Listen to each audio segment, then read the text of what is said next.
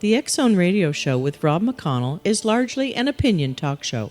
All opinions, comments, or statements of fact expressed by Rob McConnell's guests are strictly their own and are not to be construed as those of the X Zone Radio Show or endorsed in any manner by Rob McConnell, REL-MAR McConnell Media Company, the X Zone Broadcast Network, its affiliated networks, stations, employees, or advertisers.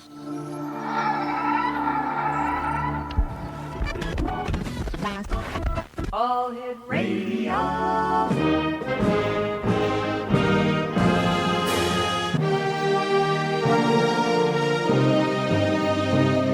Welcome to the X Zone, a place where fact is fiction and fiction is reality. Now, here's your host, Rob McConnell.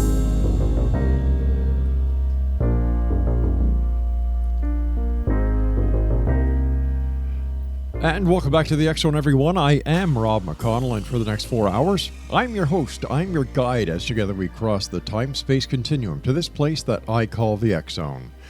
It's a place where people dare to believe and dare to be heard. It's a place where fact is fiction and fiction is reality, and the X Zone comes to you Monday through Friday from 10 p.m. Eastern until 2 a.m. Eastern, right here on the X Zone Broadcast Network, Talkstar Radio Network, Mutual Broadcast Network, and on Simul Radio. If you'd like to find out about the programming we have available for you 24/7, 365 right here on the X Zone Broadcast Network, visit us at www.xzbn.net. And for the X Zone TV show on Simul TV, www.simultv.com. X Zone Nation, my guest this hour is Colm Holland, and he spent 25 years working in sales and marketing in the publishing industry. He was a member of the HarperCollins team, which published Paulo Coelho's The Alchemist in 1993. Colm teaches the art of spiritual alchemy in business and relationships. He is a highly experienced columnist, and his interviews and articles are highly entertaining, full of humor and deep insights to help others find true empowerment through inner transformation. Joining me now is Colm Holland. And Colm, welcome back, or welcome to the X Zone, I should say. Yeah, hi Rob. Very, very pleased to join you this evening. Tell us a little bit more about yourself and how you got into having such an interest in alchemy. Yes, well, I did have several titles that I could have chosen for the book that I wrote, The Secret of the Alchemist. One of them was The Accidental Alchemist, but I think somebody had already taken that, so I couldn't use that because it kind of I fell into it, as it were, through my work in publishing. I was back in 1993, was it? Yes. Some of your listeners probably weren't even born then, Rob. But I was the middle manager, if you like, the meat in the sandwich of HarperCollins in Sydney, Australia. Wow. It was a lowly position. I wasn't at the sort of the height of my profession, but I did have the slightly envious job of discovering books that were coming into the business from the various parts of the world. Yes. And my job to decide how many of these books should be published in Australia. And it was late on a Friday afternoon. Some books arrived in the mail. We didn't have the internet in those days, 1993, guys. Yes, there was a world before the internet, believe it or not. Right. And these came physically in the mail, and I was sifting through them thinking, there might be something interesting in this new bunch of manuscripts that came in. And there was this cover of a book. It was purple. It had a shepherd boy on it. It was there was a figure, but didn't know what it was, an Arabian dress figure. But on the forehead of the Arabian dress figure was the all-seeing eye of God. And it was a book called The Alchemist by Paulo Coelho. And many of you have read it, many of you have heard of it, but back then, believe it, Paulo Coelho was completely unheard of unless you were Brazilian and you spoke Portuguese, because that was the only language that he'd been published in. So I broke all the rules, decided that I like the look of this cover. Never judge a book by its cover, except when it's a really good cover. And I shoved it in my briefcase, went home on the weekend, looking forward to spending the weekend with the kids. And Sunday afternoon, out of the blue, it just popped into my head. Oh, you remember that book? Oh, yeah, okay. Everybody's busy doing something else. I'll just grab a glass of wine. I'll sit in the backyard, and I'll start to have a quick read of this. And I've got half an hour to spare. I'll give it a quick skim read.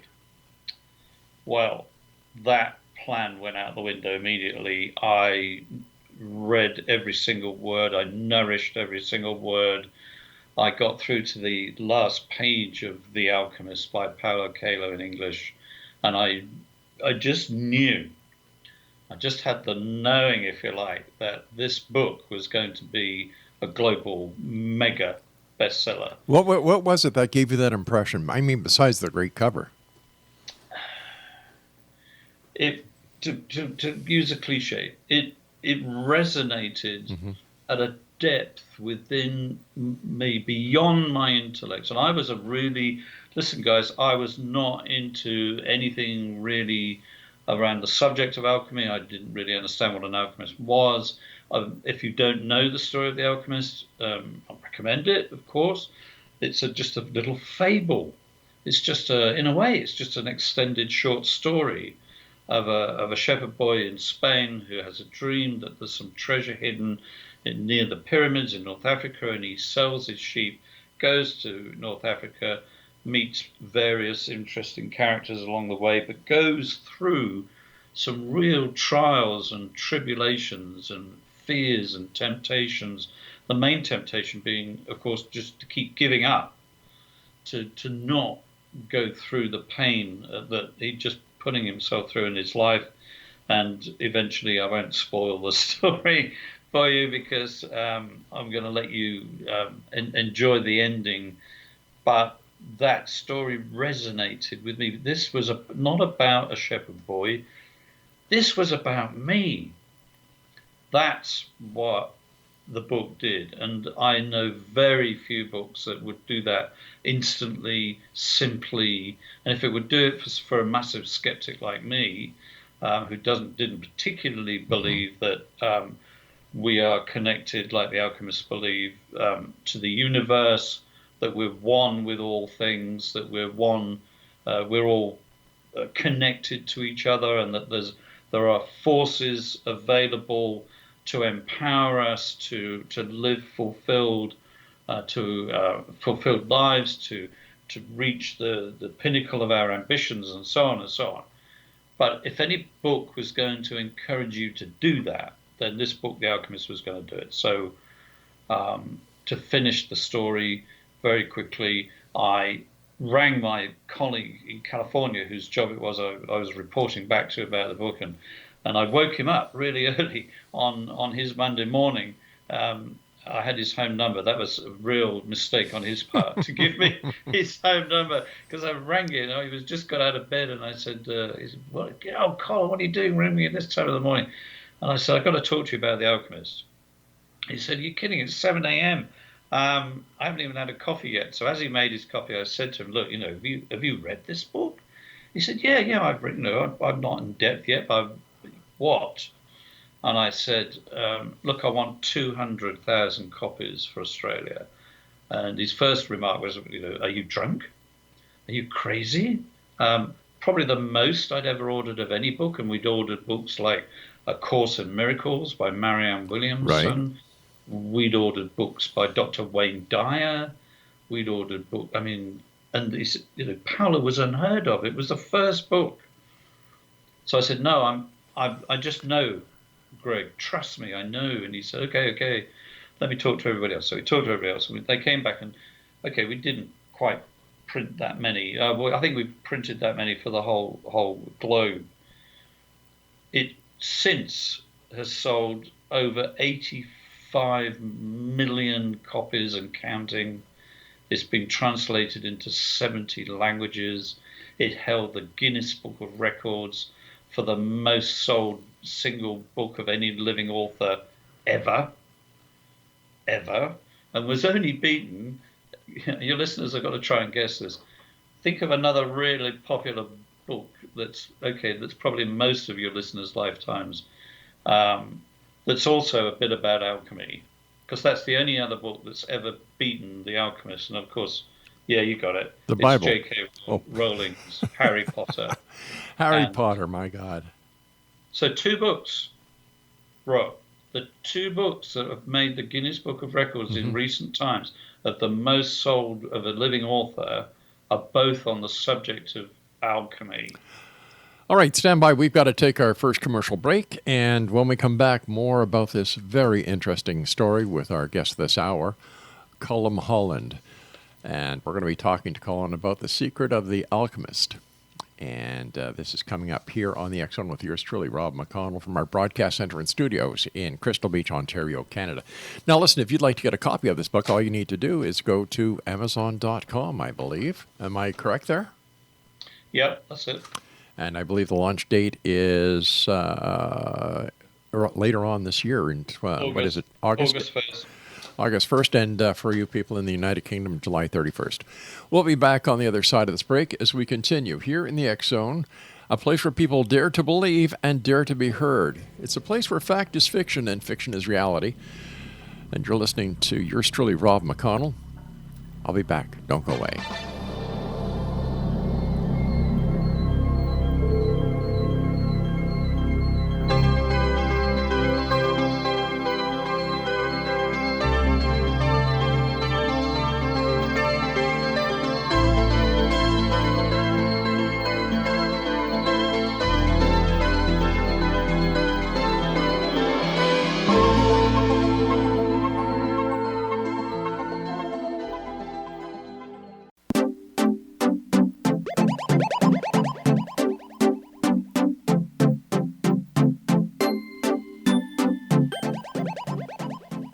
Welcome back, everyone. Colm Holland is my special guest this hour. And Colm, maybe we can start off by explaining to our listeners what alchemy is, because I always thought that alchemy was when somebody wanted to change one material to another. For example, lead to gold. Yeah. Well, you're right, Rob. It is. That is exactly what it is. But it's whether you're one of these people who needs to take everything literally, or whether you're one of these people who can see the deeper meaning behind the metaphor. Does that make sense? It does. So lead into gold was a metaphor that was used, and trust me, there were real people called alchemists that went back in time, down through the centuries and the millennia, way back to 3,000, 4,000, 5,000 years ago in Egypt. That's where we think the origins of alchemy came from. And these were people who lived in a part of Egypt where the pyramids now sit. And believe it or not, the desert in that area actually contains gold dust. And one of the reasons the Egyptians settled in the area, not just because of the fertility of the Nile, but it was also because the desert itself was gold, and they could extract it and produce all that gold that we find in Tutankhamun and those other tombs of the ancient pharaohs and so on. So these, who were the alchemists? Well, the alchemists were guys and women as well. That's one of the interesting things about alchemy. It wasn't just a male-dominated belief system, but yeah, they believed that they could utilize, and this is the heart of alchemy, that there is a power that sits in the heart of the universe to which human beings are connected, and this is vital to their thinking, to the point that you can take one level of matter, maybe the lowest level, which was in their mind was lead. But don't forget, getting their hands on lead wouldn't have been that easy either. So this is where the metaphor kicks in. And through utilizing various, chemical changes, ingredients, incantations, and other stuff, over time they could transmute, as they call that material, into something more valuable in the case of gold. Now, there's a couple of guys in history who because alchemy, we nearly lost it completely. It survived up until the early Middle Ages in various parts of Europe, particularly North Africa, and then up through Spain into Europe. And it broke up into two schools. The northern school, the written, the symbolic school, the literal school of alchemy, was completely jumped on by the Spanish Inquisition, and then later by the Puritans, the Reformation movement. And as we moved from sort of superstition into science, it was killed completely, except by one guy, somebody you would never dream of, a guy who sat around all day watching apples fall from trees and hitting the ground and writing down theories of gravity. So we're talking about Sir Isaac Newton. Yeah, you got it. So he was an alchemist. Shock, horror. No, he wasn't. He was a scientist. No, yes, he was. He was a scientist and he was an alchemist. And we have to thank him. I owe him a great debt, because I've discovered most of what I understand about alchemy because he bothered to collect whatever books he could find back in the 18th century, in the early 1700s. He collected as many books as he could find on alchemy, and they still exist. You can go and see them. They're in a vault in Cambridge University, England. And then there was another guy who decided he wanted to study this because of his scientific research into the mind, and that was a colleague of Sigmund Freud. Many of your listeners will know Professor Carl Jung, and Carl Jung spelled Jung, not Young in the other pronunciation of the word. He was studying how the mind works with Freud, and then went out and broke free of Freud and developed his own thinking of psychoanalysis. And at the heart, this is getting spooky already, okay? This is getting really spooky. At the heart of his theory was his study of alchemy because of the works collected by Isaac Newton.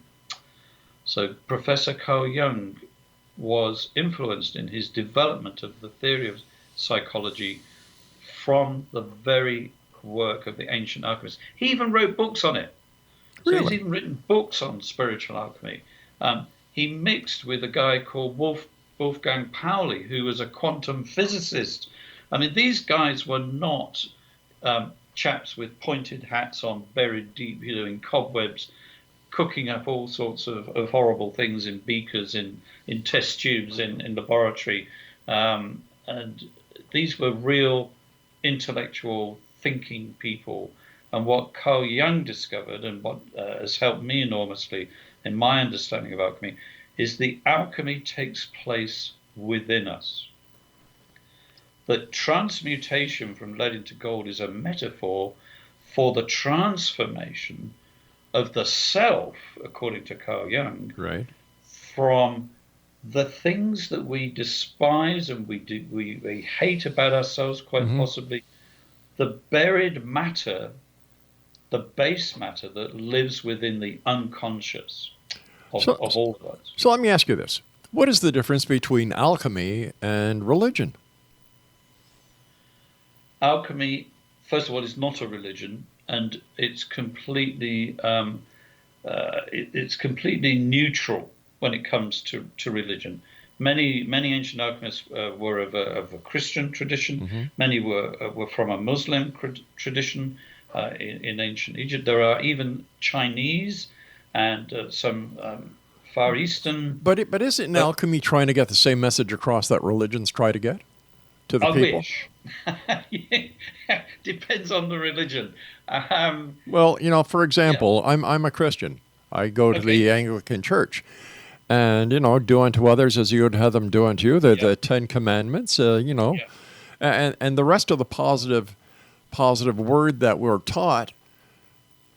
It seems like, as far as I know and as far as I've heard, that, we're talking about changing ourselves to be better people in both, Christianity as well as in alchemy.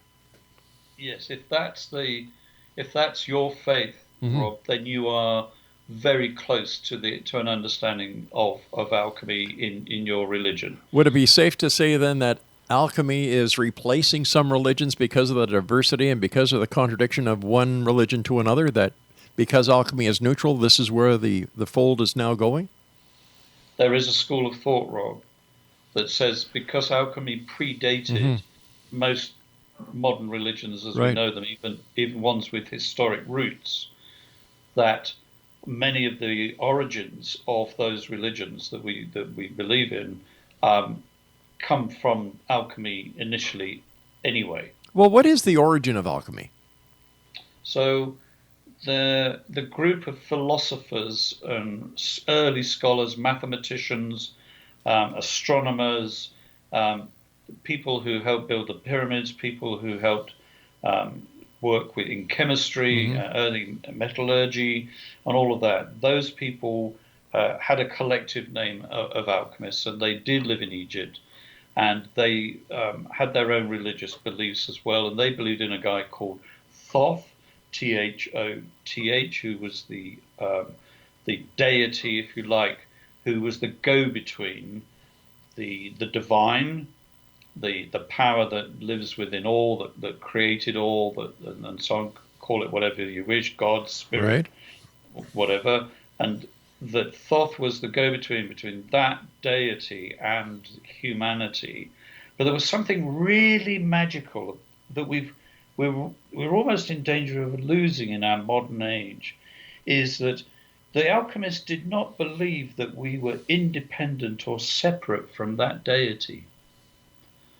That deity was only completed when we humans, Homo sapiens, participated in the activity of the deity.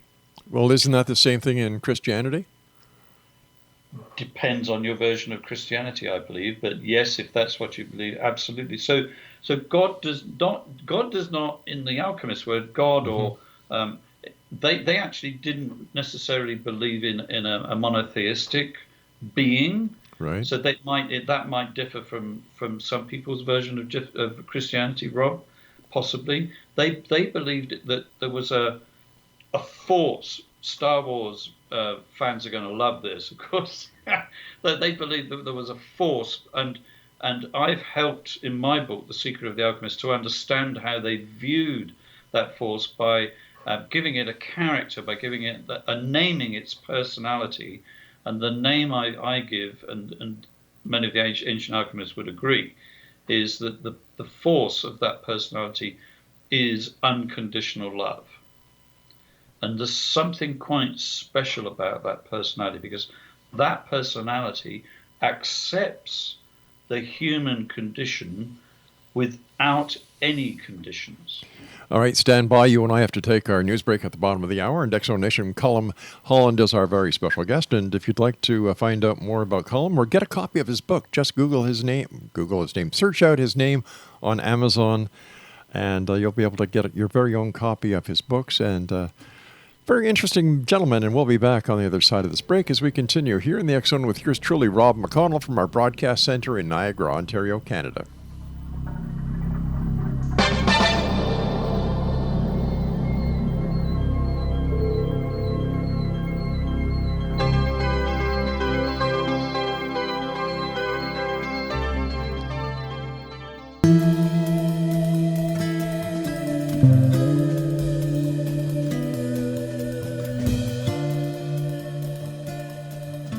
Welcome back, everyone. This is the X Zone. I am Rob McConnell, and if you'd like to watch the fine programming we have available for you 7/24, 365 on the X Zone TV channel, check out SimulTV at www.simultv.com. And for the X Zone Broadcast Network, www.xzbn.net. Colm Holland is our special guest for this hour. We're going to be talking to Colin in a second or two about his book, The Secret of the Alchemist. Now, it seems that alchemy is a place where people just kind of fit in because they didn't fit in anywhere else when it came to their philosophical beliefs, when it came to spirituality.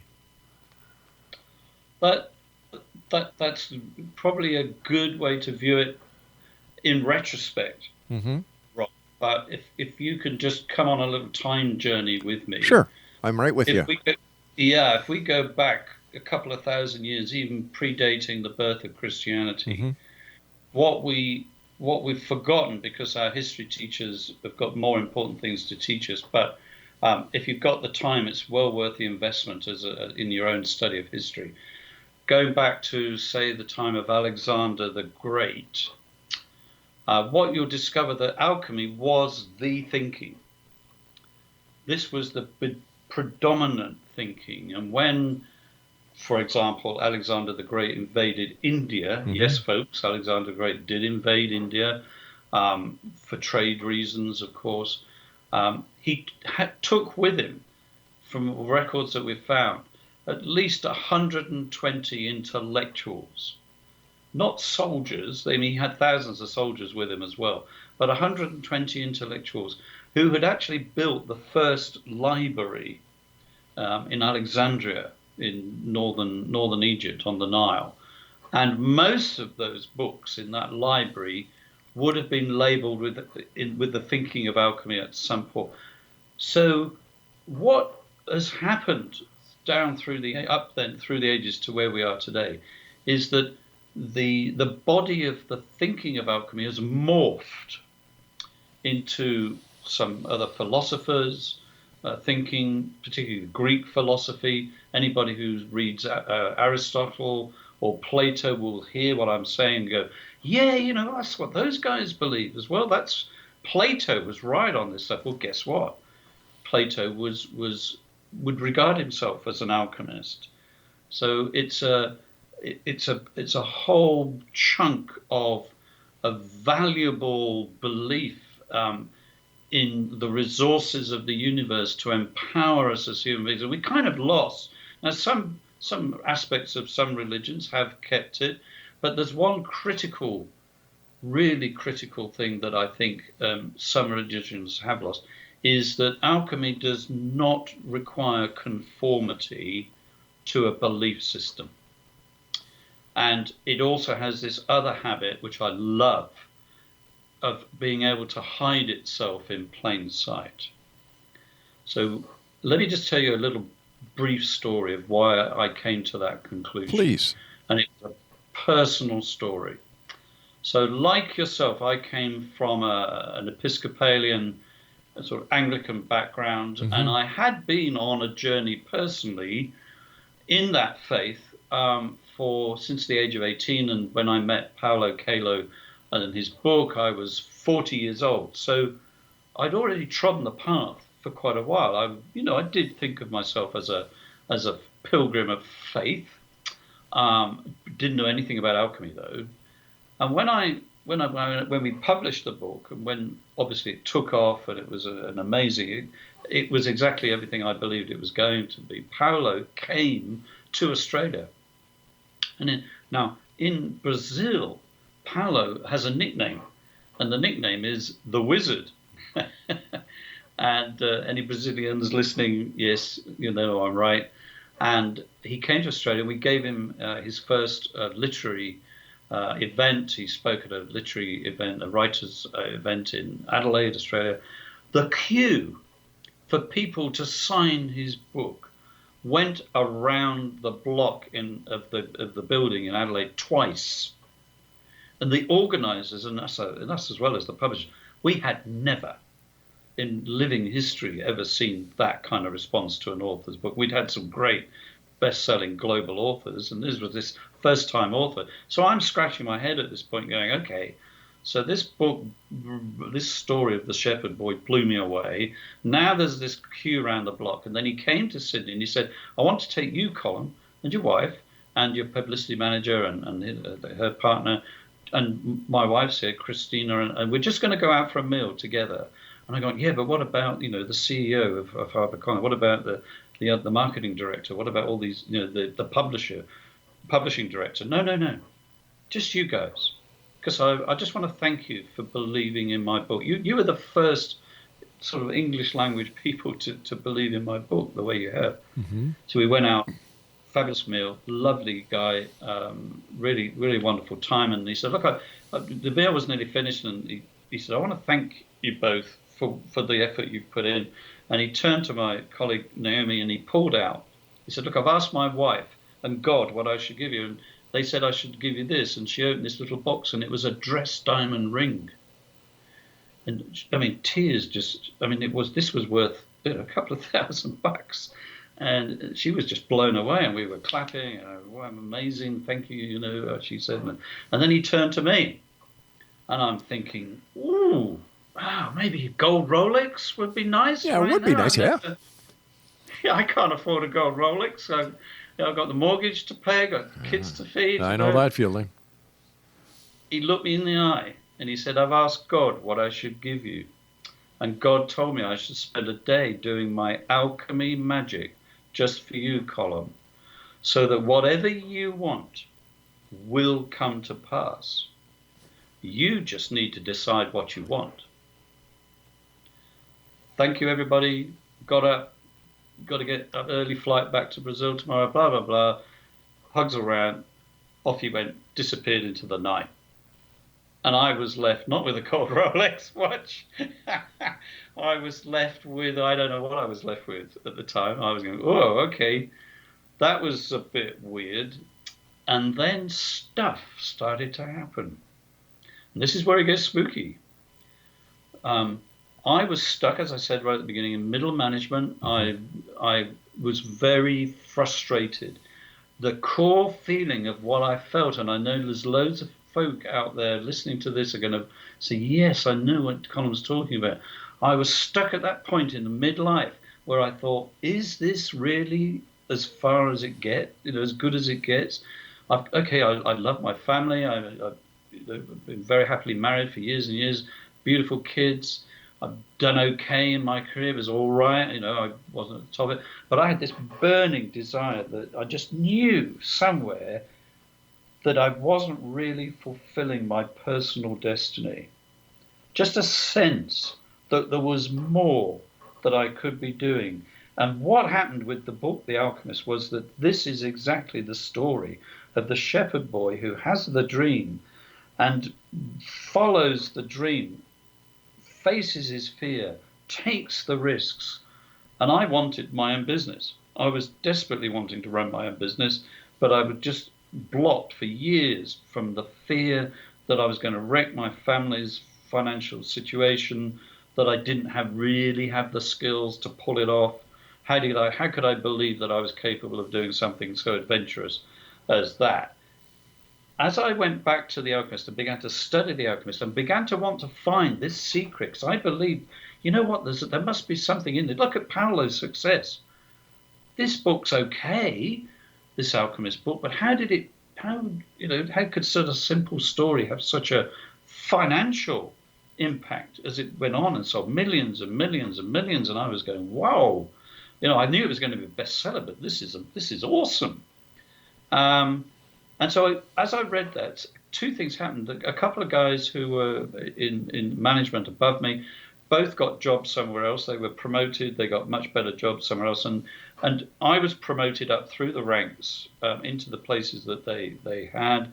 And that happened really quickly afterwards. And then one day I just knew, I don't know where it came from, I just had the courage to go and do this business that I wanted to do on my own. And 2 years later, I took the plunge. I risked my entire family's financial situation, and I formed and ran one of the largest digital agencies in Australia.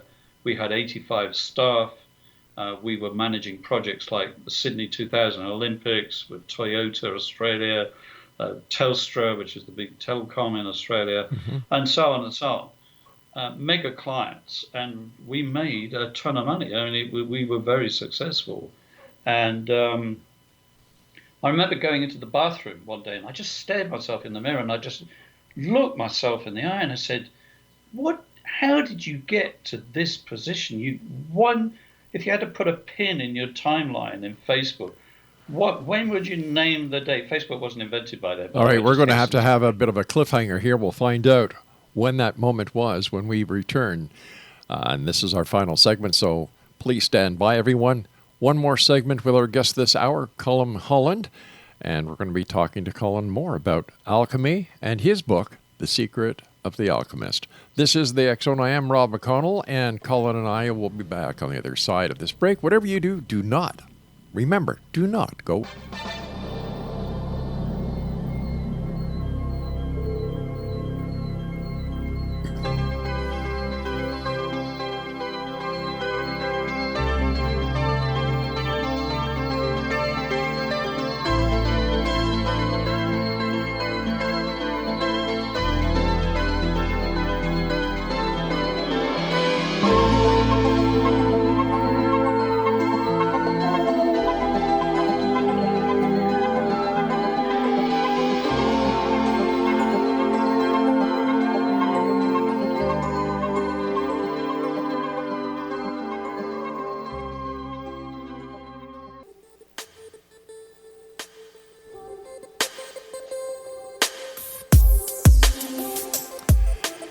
Exonation, our guest this hour is Colm Holland, and I must tell you that this is an hour I have thoroughly enjoyed. It is an hour that, for many of you, are probably sitting at home and saying, wow, he's going to tell us what the secret is. Well, it's not a secret. We all know it. It's people like Colm who bring it to the forefront and opened our eyes. And when you hear it, you say, that's it.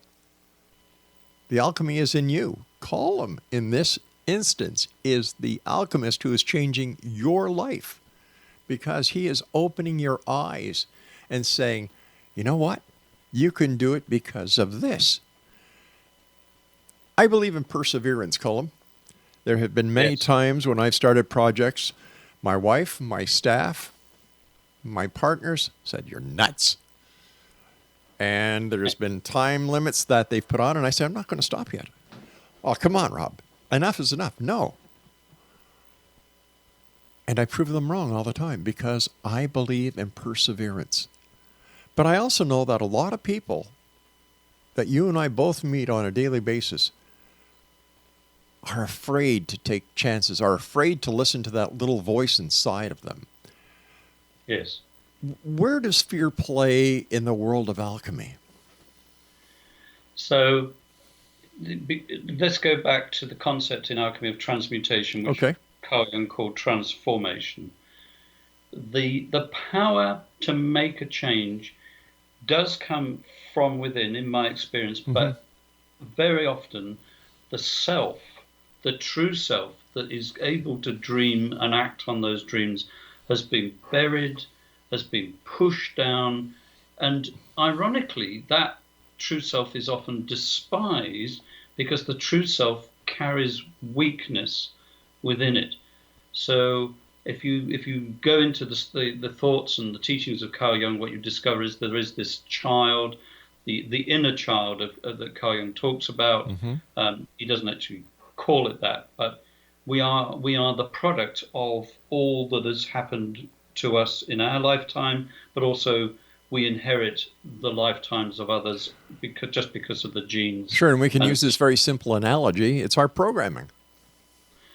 Our programming, but also sometimes are the events that happen. So many of us grow up being abused, many of us grow up being wounded, many of us grow up being bullied. Many people, have very difficult living situations, starvation, war, famine, stuff. And my heart goes out daily to everyone who is suffering right now. But those children growing up become the adults who are us.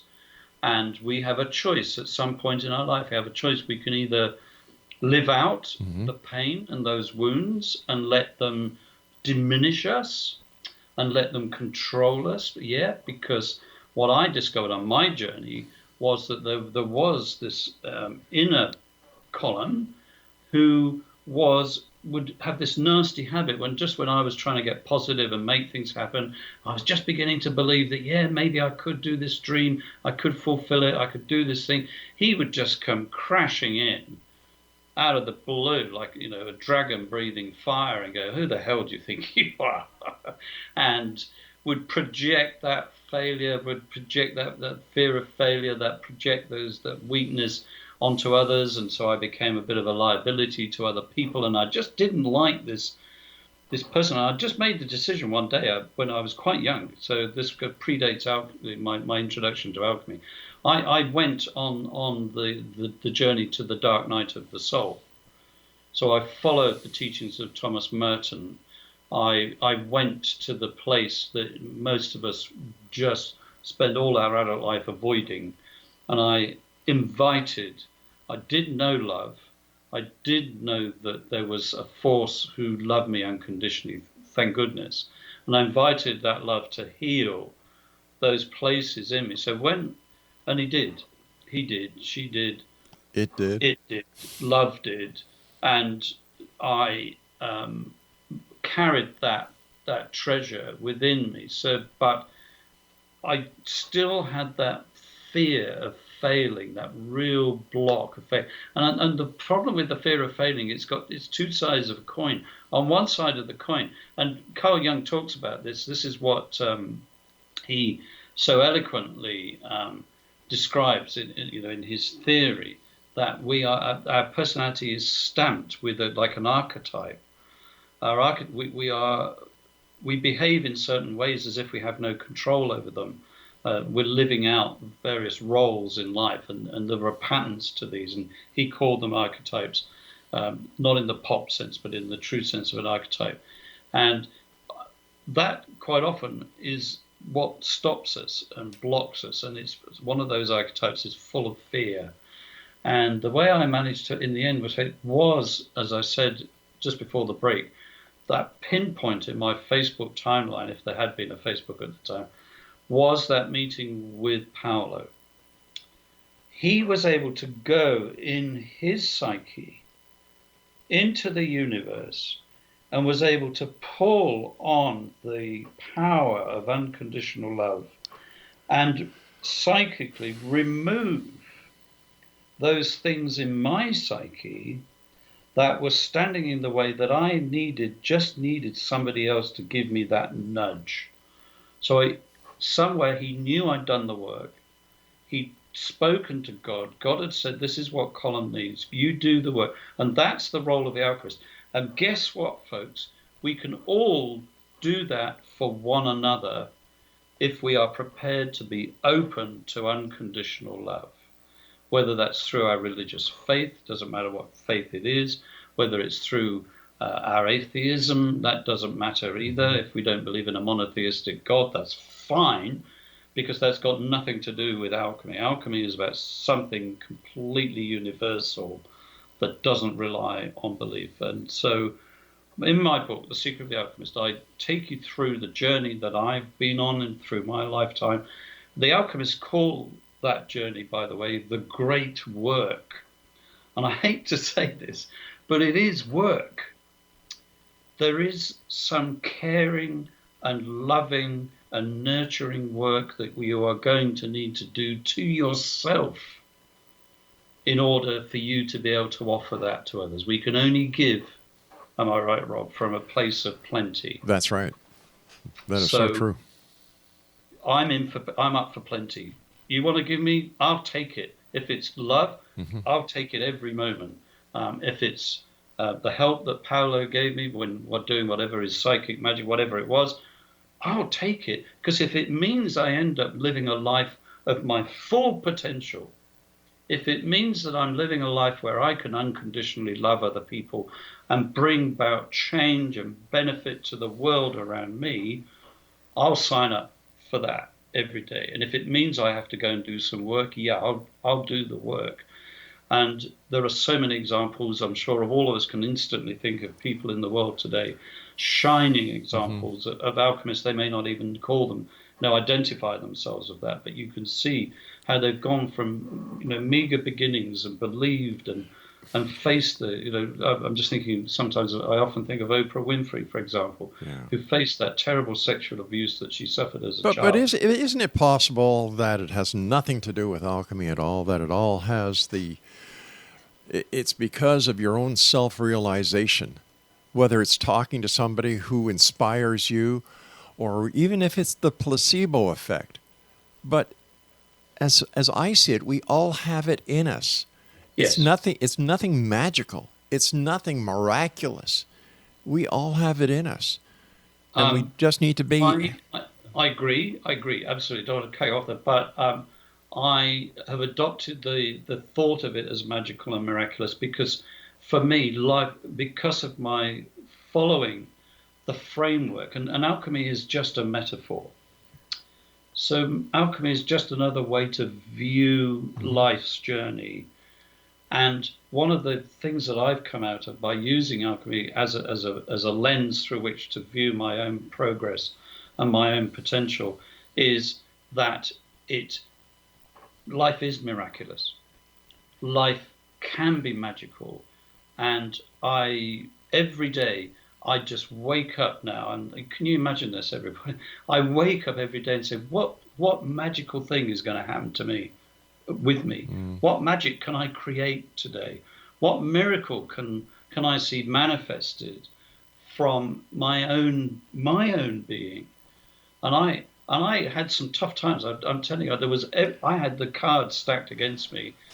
As a child, I was locked in a cupboard on a regular basis, for example. I was a real Harry Potter. Wow. I know that's where there's the crossover. With listen, Colm, I hate to do this, but we've run out of time for tonight. I want to thank you so much for joining us.